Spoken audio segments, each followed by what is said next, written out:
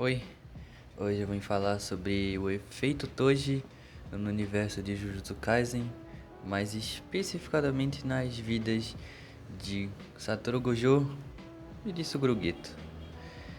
Mas enfim, bora lá. Mas antes de começar, eu queria falar de cada um dos personagens do arco da morte prematura ou passado do Gojo antes desse evento acontecer, que é no caso do efeito Toji. E vamos começar falando claramente pelo poder do Satoru Gojo, né, que ele tinha 17 para 16 anos na época e que, né, como todo adolescente que tem muito poder e que sempre nasceu com muito poder e blá blá blá, era arrogante, né? Ao ponto dele se perguntar do porquê que a gente protegia os mais fracos e blá blá blá. Isso influenciou muito no futuro do porquê, que impulsionou mais ainda ao Geto ele ficar da forma que ficou. Gojo era sim preguiçoso e irresponsável, mas ao mesmo tempo não. Ao mesmo tempo que ele era moleque e arrogante, ele sabia que tinha uma missão a fazer, que era proteger a Manai, né? Tanto que ele se esforçou sim para proteger a Manai e ficou mais de 3 ou 2 dias com, né, o infinito ativado para proteger a Manai. Para Gojo, Gito era seu único melhor amigo, a única pessoa com quem ele podia se sentir confortável, justamente por os dois ser de nível especial. Mas não vamos entrar nesse critério porque eu quero fazer um vídeo só do Gojo e do Geto também. Mas já que a gente tocou no nome do Geto, vamos falar sobre ele agora. Suguru Geto, um dos meus personagens favoritos de Jujutsu Kaisen. Não que o Gojo também não seja, não que o Tojo também não seja, até porque eu amo esse universo, foda-se. Mas Suguru Geto, ele é totalmente o contrário do Gojo, totalmente contrário. Ele é assim, bem responsável. Às vezes, moleque, às vezes, mas ele era simplesmente o mais racional. O mais racional. Enquanto o Gojo, ele sempre era meio deslocado e desleixado com tudo. O Geto basicamente ele tapava os buracos que o Gojo fazia no caminho. Como por exemplo quando a empregada lá da Manai falou que ela era a única família que a Manai tinha. Hoje o Gojo simplesmente ele faz uma parada lá e o Geto vai lá e conforta, né, a empregada. Eu esqueci o nome dela, mas ela não é relevante, literalmente. Geto nesse tempo ainda não tinha exatamente os pensamentos que ele teve, né, lá mais pra frente. Porém, ele estava iniciando, estava começando a ter esses pensamentos de que os fracos são protegidos pelos fortes, né? E que os fortes, na verdade, sempre são os que ficam no prejuízo. Porém, Geto, ele preferia só não pensar nisso, né? Ele sempre deixava de escanteio isso e seguia a vida como um feiticeiro forte que tem que proteger os outros. Agora vamos falar sobre Toji Fushiguro, ou Toji Zenin, né? Toji Zenin não, que é uma falta de respeito com o boneco, né? Toji Zenin era alguém que vivia no puro maior foda-se do mundo, tanto pra esposa, tanto pro filho. Ele só queria ter bastante grana, muita grana.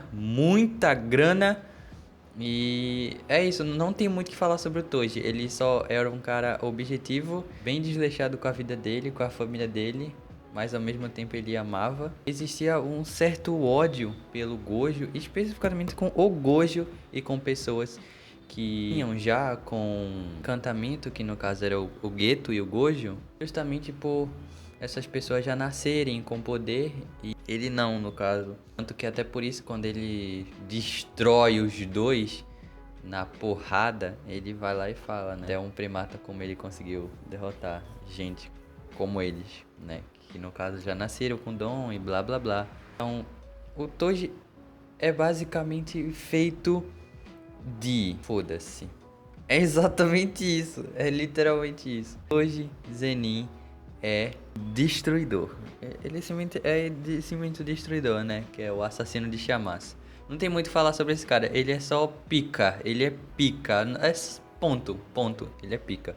Mas agora falando sobre o efeito Toji em si, O que eu quero falar é como cada um dos dois personagens principais, teve o Nanami, teve o Haibara, né? Também teve outros personagens que tiveram esse efeito, mas a gente quer falar, eu quero falar sobre os principais, são o Gojo e o Geto, né? Vamos começar pelo Gojo. O Gojo teve seu despertar, né? Que assim que a Manai foi morta, né?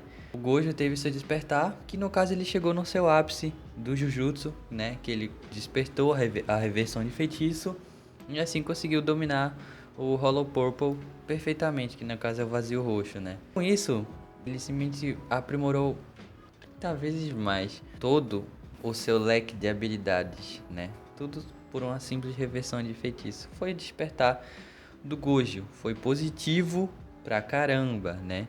Esse foi o efeito Toji na vida de Satoru Gojo. Já o efeito Toji no Geto foi logicamente negativo, né?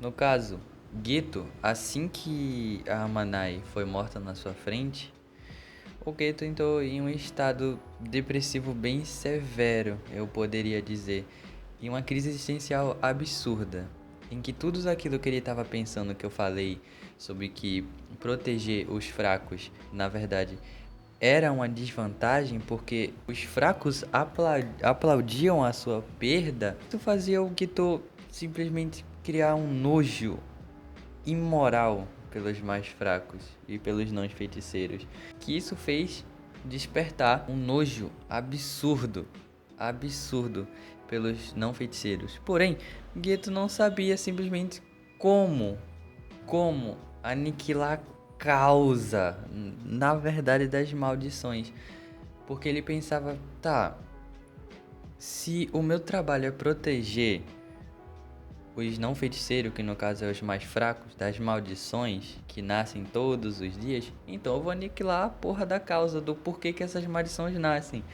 Mas até ele descobrir, né, que na verdade as maldições são, né, geradas pelos próprios fracos, sabe, pelas próprias não feiticeiros.